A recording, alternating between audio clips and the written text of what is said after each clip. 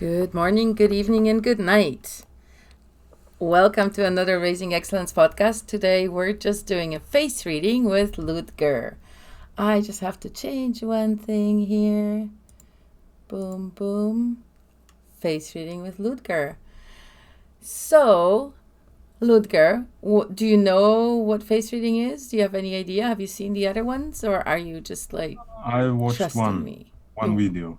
You watched one. Do you have any questions before we start? No. No. Okay. All right. Well, we're going to get Ludger's face on the screen here by pinning his video. Boom. There we go.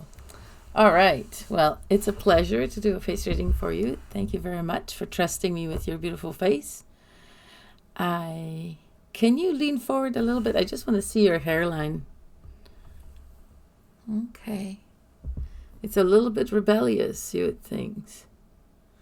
Hi, Josh. So we have a listener on the call who's asking a question. So I'm just quickly going to answer a question.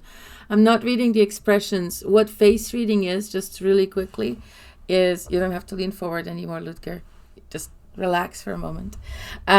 What face reading is, really quickly, is micro expressions on the face as formed by habitual thought patterns. So certain thoughts create certain micro expressions, and then those sort of leave marks on the face, and so we can interpret them seeing different tendencies and stuff.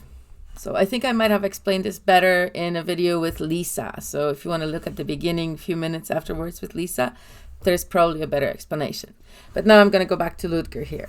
All right, so face shape, starting with a face shape. So you're very, very idealistic. You are one of those people who like to beautify the world, make the world a nicer place.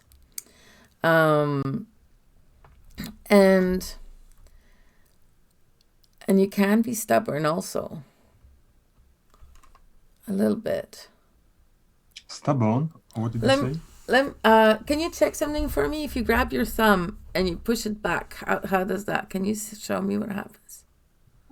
Yeah. Oh, I can't really see it, but I can tell what it's doing. Yeah, you're pretty stubborn.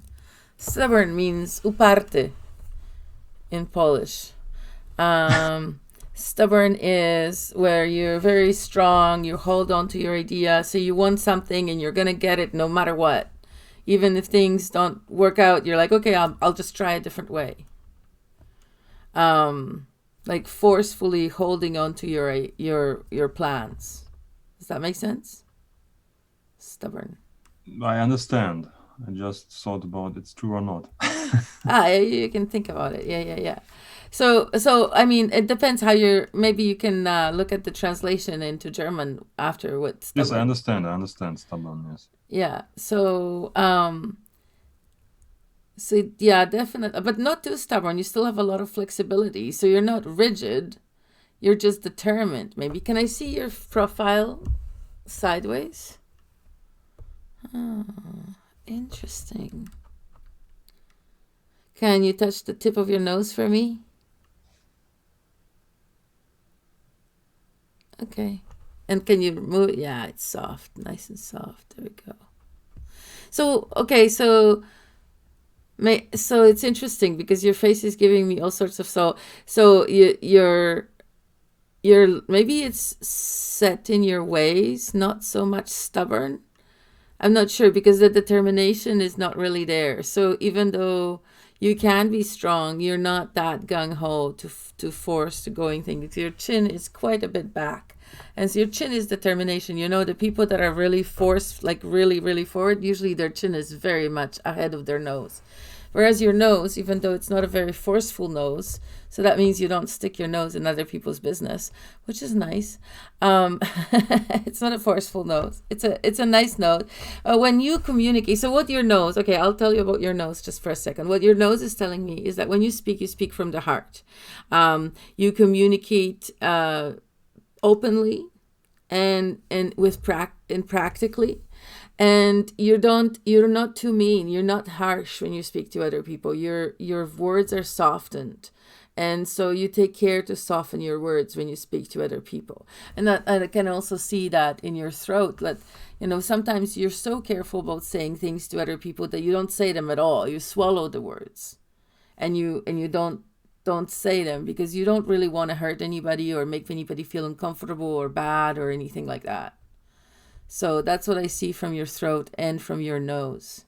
And I mean, from your forehead again, I see a little bit of rebellion. I see that maybe you don't follow the prescribed path that everybody wants you to take or that people take normally. But you're also very, very idealistic. So you want there to be a good world, a better place, You reach up for those higher ideals. What else? So emotionally, you tend to be a little bit withdrawn sometimes. More like towards yourself. So it's like you don't want to fully take in full breath of life or whatever. But intellectually, you're pretty comfortable with how you're interacting with the world intellectually. On the right hand side, can I see your left ear? And can I see your right ear? All right. So interesting. So your left ear is a little bit smaller than your right ear. Your right ear is bigger and it's a little bit more fleshed out.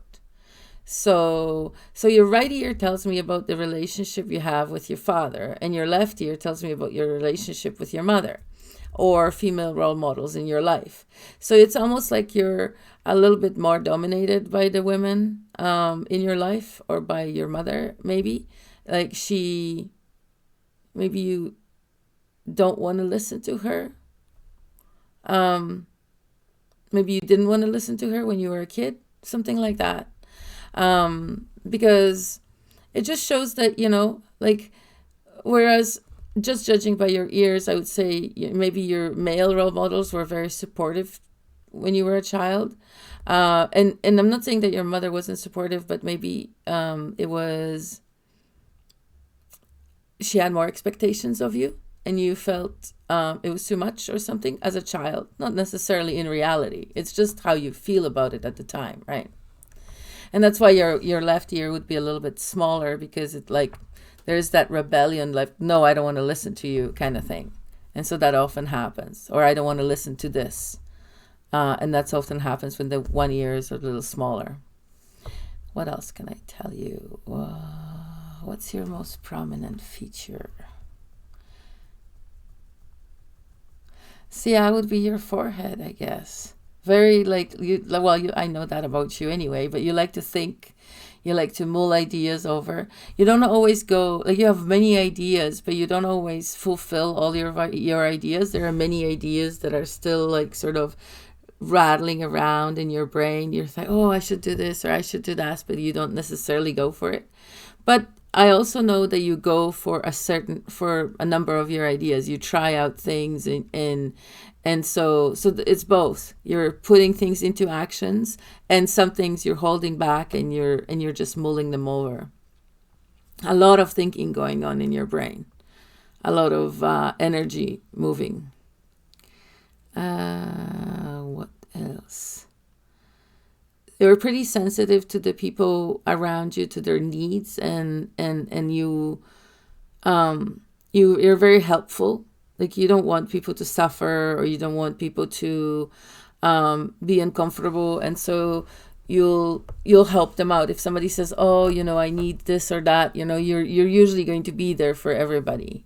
And I see that from the way your eyes are and how caring you are. You're a very caring man.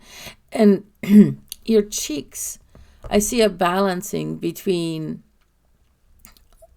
a career ambition and nurturing. So often people have one or the other, and your cheeks are mostly the nurturing type, but there is a definition in there that suggests that your career is also very important to you. like a line right here that suggests that, yeah, you're ambitious. You are ambitious. It's just that you think nurture is probably more important than ambition. What else can I tell you about you? There's something weird going on with your chin. I don't know how to interpret it. Because on one hand, you're set in your ways. It's actually the same thing as with your thumb and your jaw thing that I was checking before. On one hand, you're really set in your ways and you can be very rigid. But on the other hand, you're very, very fluid and you can be easily influenced by others. So both are present. So it's hard for me to say, okay, it's this or this, because it's not clear. But there's also that thing where you swallow a lot of your words, and a face reading is basically a snapshot of what's going on right now, today, in your mind, right? Like, it's not something like forever. It's your soft tissue, right? And the soft tissue has a tendency of being malleable. So every time you think a thought, a certain muscle does this, right? And then if you do it all the time, it'll like stick that way, right? You'll see there'll be a wrinkle that it does that all the time. And so in that case, like, I don't know what you prefer, to be more stubborn or more flexible, because you're a 50-50. But if you want to be one or the other, you can change anything about, your face, or, you know that. You know that. Just saying that in general. What else? Can I see your eyes more clearly? Because you're looking down at the camera. It's hard. Oh, there we go. Like this? Like Because this. without glasses, I don't see where I'm looking. It's okay. You don't need to. I need to see you, not you see me. Okay.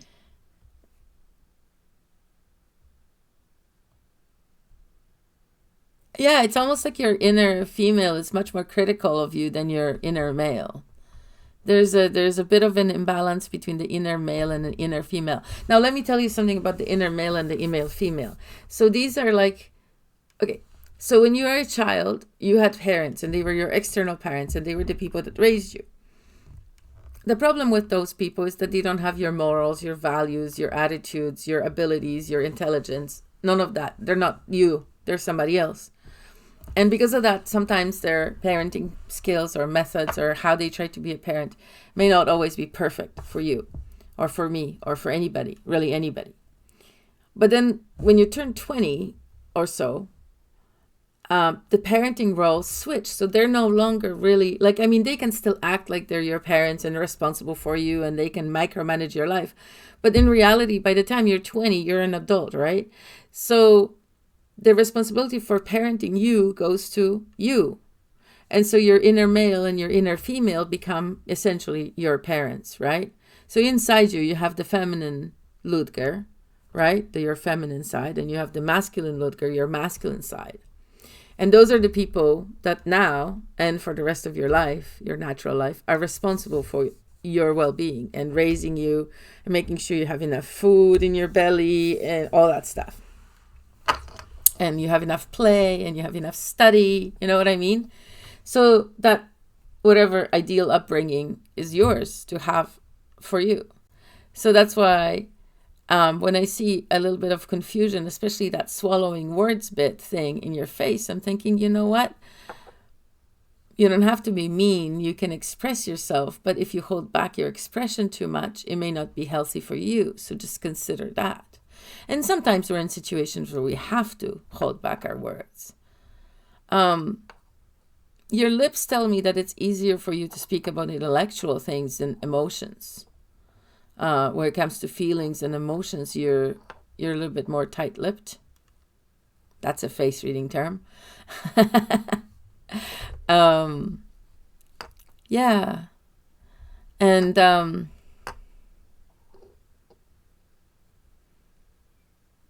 there is a bit of a pressure cooker situation going on in the throat chakra. Well, it's right here and right here. This is your throat chakra in the face. And there is a bit of a wrinkle that goes like horizontally like this. It's more like a ridge kind of thing. And then there are two wrinkles that are going in like this, and they kind of look like a chimney, right? So those wrinkles tell me about how you're expressing yourself from your heart moving into your throat, right? So there's stuff going on in your heart. and you feel it and you think it and you want to express it. But then there's that censorship going on where the expressing thing doesn't really happen smoothly or easily or as often as your heart would desire, especially when it comes to feelings. And so just to be cognizant of that, the holding back, because your eyes, so around your eyes, there's a bit of swelling, right? Like around here, there's that wrinkle. And can you look down again so I can see you, Amphas? Yeah. See? So anytime we have, like, there's a little bit of swelling right underneath your elbows. Do you see that? In the moment, I don't see it. I will look it up. All right. Well, you can look it up. So anytime we see a bit of puffiness in any part of the body or any kind of swelling or, you know, your ankle swells, you twist your ankle and it swells or whatever, the part of the body tells us what that swelling is about and what your emotional issue is about, right? You can put your glasses back on if that makes you feel better.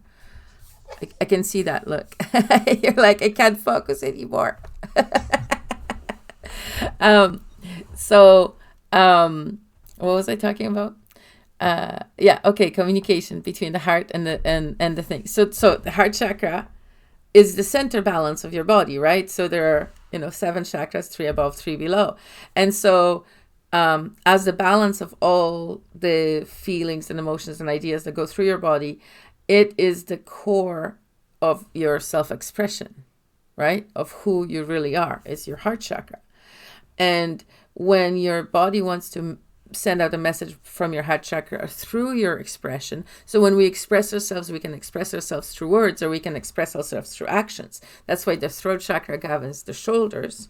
So if you have tightness in the shoulders because you're holding them up like this all the time, or if you have soreness in the shoulders because you tend to roll your shoulders forward. And notice that thing where you roll your shoulders forward, right? I can see that right here. There's a hollow right there. Touch it. You'll see. You can feel it with your fingers. So your shoulders tend to roll forward. And so why do people's shoulders roll forward? Is to protect their heart. Because there's something inside your heart that you don't want the world to see or know about. Right? So you're protecting. You're in protective mode. This little Ludger, he has to be protected. So that's your parents, standing up for you, protecting you and taking care of you. Your inner parents, the Ludger female and the Ludger male. But perhaps they could encourage expression.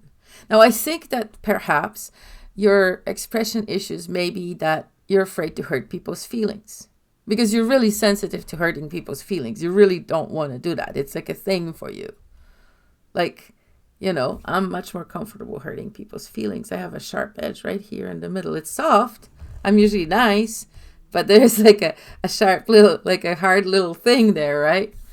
But yours is pretty soft, and you don't have a hard thing in there, really. I mean, yeah, there's a cartilage, but it's funny, some people, it's like super hard, like stiff, like it doesn't even go like this.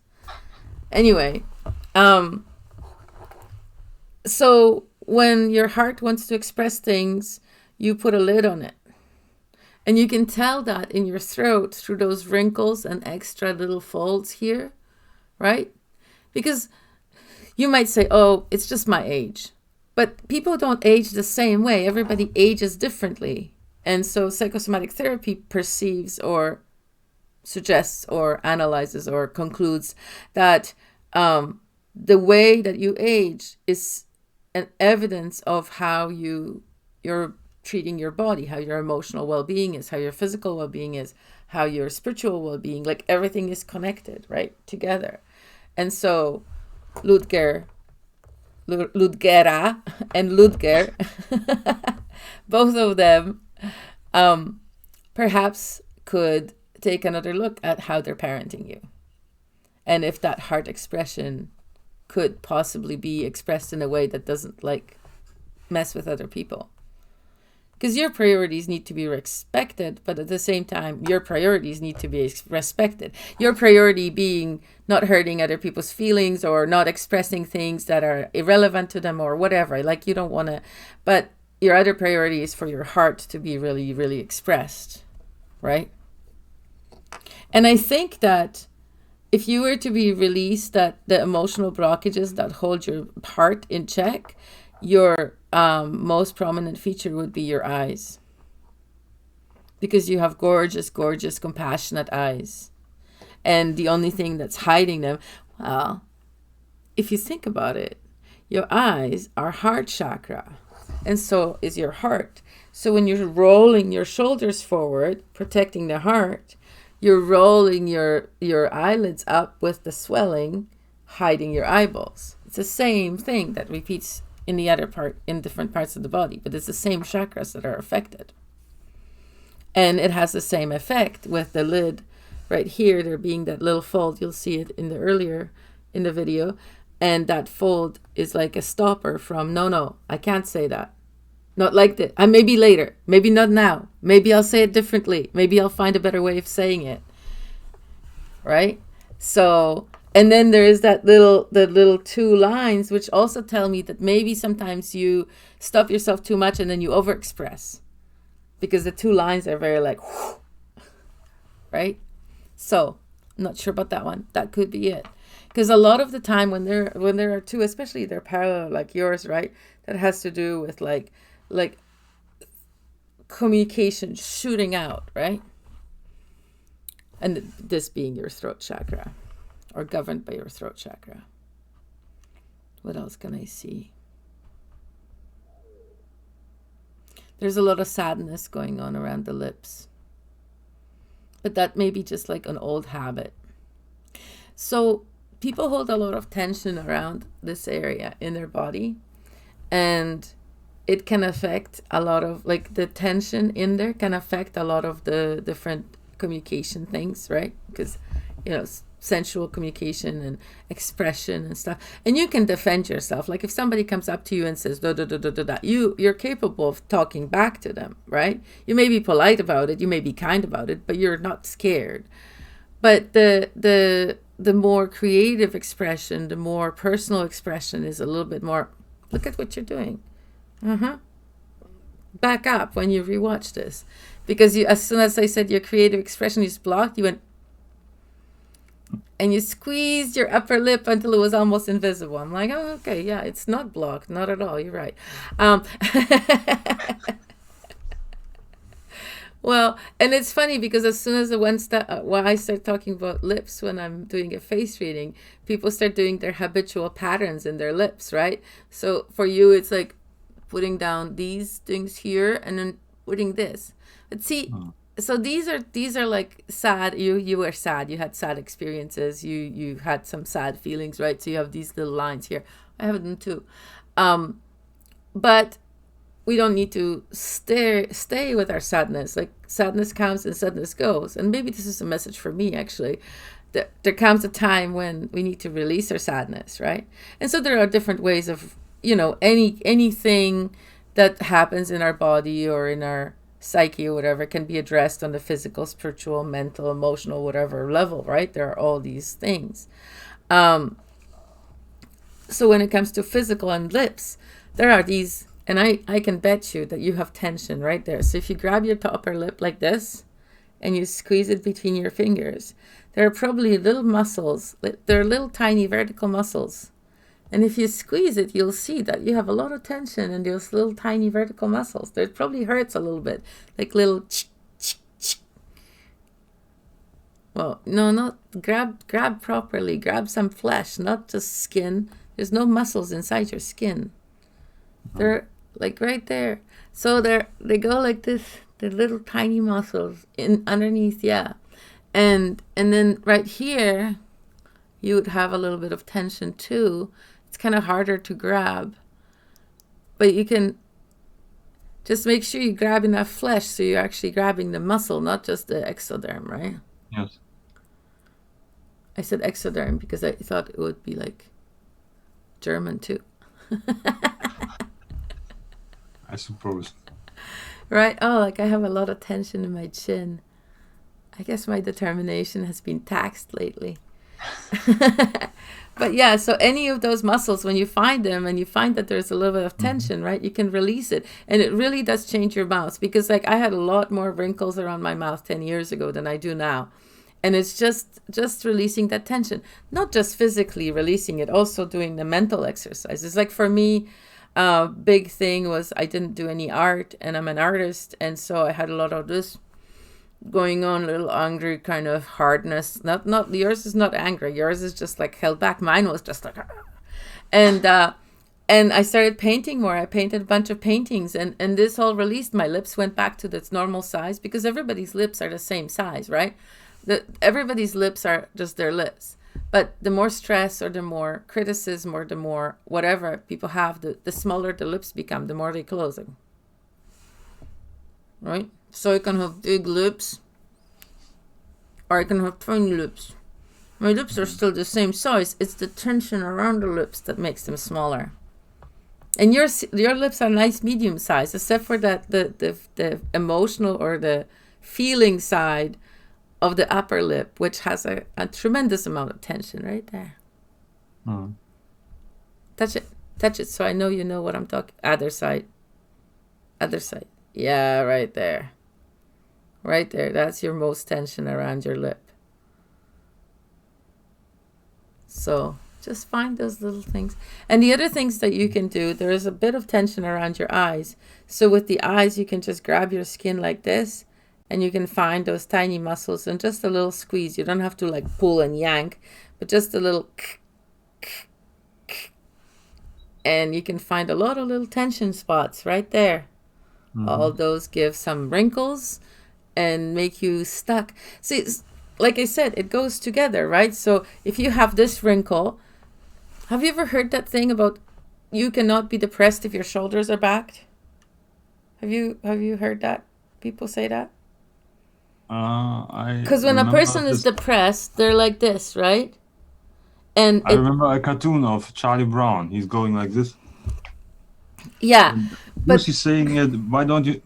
Oh, then I feel better. It's So true. It's yes, physiologically true, because your brain will release different hormones depending how you're sitting, right? So the shoulders, throat chakra, the shoulders are throat chakra. They show you what expression you're using, and your expression is hide my heart. And so if you roll, I almost knocked off my laptop there. If you roll your shoulders, sometimes it helps with like putting them back in their space. And so just with the tension in your lips, right? You release the tension in your lips.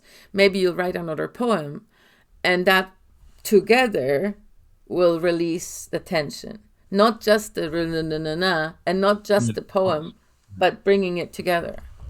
And then go meditate to some organ music, right? Addressing the spiritual, physical, emotional, whatever, on the creative side. And you're an artist, so as your creativity, but it's on the feeling side, the intellectual or the action. So your right side is your masculine action, doing, just like the action side, the masculine. And your left side is the receiving, the feeling, the feminine. And so this lip thing is really significant on the one side, where your lip is like this.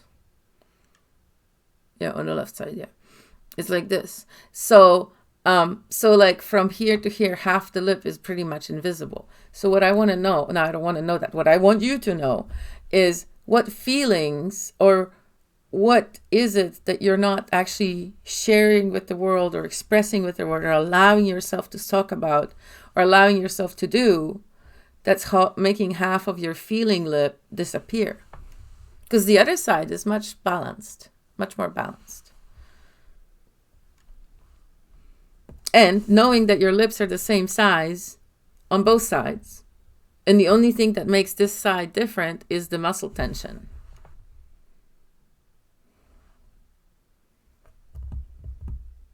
Yeah. On the right hand side, on the masculine side, you have a little bit of a fuck you muscle going on, like the screw you. That's like when you're talking to somebody and you really don't want to tell them to F off, but you want to, and you do this. Usually people don't know that unless you're working in the office where I used to work, and everybody's like, yeah, fuck you too. You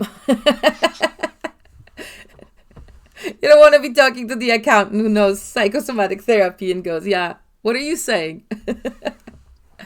But yeah, you have that. That's very well developed there. Shadow there. So that's good. There's nothing wrong with that. I have those. I probably have. It's my own is on the right side too. See. So. Yeah, and to go with the whole smaller lip on the left side, your left eye is also a little smaller.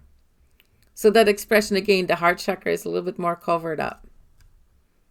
But before I knew about psychosomatic therapy and before I did all the massages and stuff on my face was all lopsided too.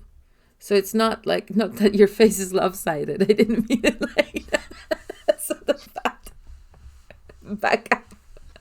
I had little idiosyncrasies where my lip was a little smaller on one side, right? But it mostly even out. But I do see, like, when I lived in Quebec and it was really hard, I saw that, some certain wrinkles were coming back or coming out more. And then I actually addressed that. I'm like, okay, you need more love. You're feeling a little sad. These wrinkles come out more. Okay, you're feeling a little sad. Let's give you a bath and be nice to you, buy you flowers. Oh, you can't see them. I bought myself flowers. So, just the good parenting and paying attention, because it's essentially your body's expressing to you what's going on inside you, right? And sometimes our ego is so much in charge of our mind that we don't really pay attention to what's the messages are. We put a lid on it and we don't worry about it. And so observing your face and seeing all these little things, and everybody knows face reading. It's not like face reading, this big mystery that I learned in this magical school in Australia from this magical guy who was blind for 2 years, which is all true. It's all true. I really did. But that's not the point. The point is that face reading is an innate ability that everybody has. The only thing that the Australian did for me, and he wasn't even Australian, he was German from India. His name was Müller. So the only thing that he put together after he studied Chinese face reading and he studied physiology and kinesiology and all of that, and then he was blind for 2 years, and he brought it all together and he figured out how to label all the stupid little muscles. So the only thing that I know that you don't know is that this is throat chakra.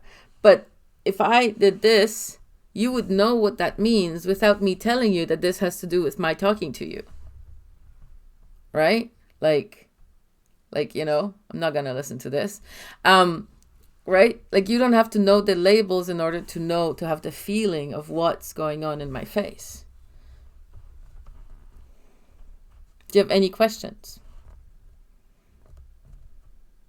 No, I think it comes quite near to the truth, what you were telling me. I found it very interesting, yes. Maybe some psychological reasons in the background, but the result was just what you told. I was going to say, do you think I'm completely crazy and woo-woo? Yeah, maybe 30 years ago, I made a foot reading. I don't remember exactly. It was very interesting. It was, I think, from Israel, somebody developed this kind of, you made with the hand and feet. Yeah, so psychosomatic therapy, like I can read your hands and your feet and all that stuff too. And it's not the lines like the psychic people do, yes. But it's the actual chakra system. But like you already seen with your shoulders and your throat lines, and then this line and the swelling here, it's all the same message. Like, yes, your hands are not going to tell me anything different than your chest told me and your face told me, because the message is all the same anyway, right? So it's actually very amusing doing a face reading, a hand reading, and a foot reading on somebody, because it's like almost like you're saying the same thing over and over and just different ways, but maybe different order. But it's pretty amusing. So I've done those. I've been studying face reading for 10 years. I think this one, you said there would be some spark of expression should be sometimes going out, or do I remember correctly? Yeah, so there are two lines that go up, and then there's the tendency to put a lid on it right here. Oh. Okay. Put a lid on it. So that maybe this is when I'm dancing, I think. So when some Arabic people have like a unibrow, that's like putting a lid on your expression, like like solid lid, like there is no getting through. Like yours is Ah, malleable, you can still straighten it out. When somebody grows hair on there like in a straight line, it's just like, okay, the door is closed. We don't ah, talk about what's going in the heart. So, but then, some girls who have that end up plucking it, and eventually as they are more comfortable expressing themselves, it may not even grow back. I know it sounds woo, but it works. So that's it. No more questions. no more questions. Thank you. Thank you very much. All right. Well, let's close this out. Give me 1 second. Thank you very much for everybody. Oh, I guess, you know what? I should just unpin you here. There we go. Thank you very much for everybody watching. This was a pleasure doing a face reading with Ludger, and we'll be back on Monday with our regular programming, 7 p.m. Eastern. And this week we're talking about accountability. So join us on Monday.